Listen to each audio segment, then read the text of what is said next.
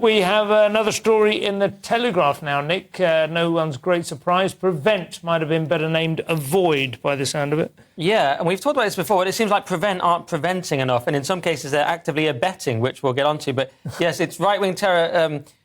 That's a typo on the headline, so I won't read that. But basically, it's a review that's found Prevent has operated with a double standard. This is William Shawcross who's done this review, and he's saying that when it comes to right-wing stuff, they use a very broad definition, but when it comes to Islamist terror, they sort of ignore a lot of it. So even though 80% of live investigations with the counter-terror police are from Islamist plots, only 22% of Prevent referrals were from that. So there's something clearly going wrong here. And the really just astonishing part is that in some cases, Prevent gave taxpayers money to Islamist groups that have supported the Taliban. So it's like you've had one job. It's in your name. It's not called fund terror. It's not called fund terrorism. It's called This prevent. is the one thing we didn't want to happen. That's Morris might have said. It's mind-boggling. No, it is extraordinary. And obviously, there are the self-defined, self-elected, self-appointed community leaders who can don't worry, I have the ear of the Muslim neighbourhood. Yeah. I do Scotland.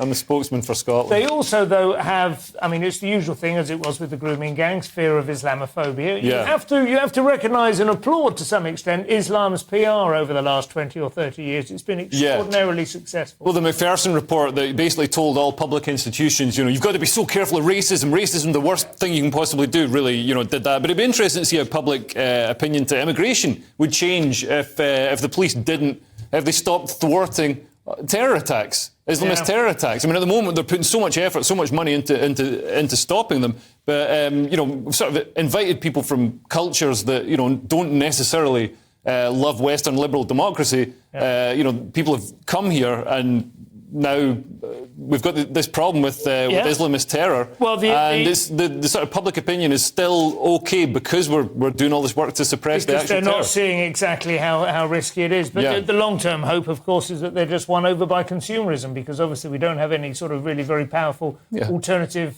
cultural... Well, it sounds more effective than Prevent, to be honest. I think it is. Shop.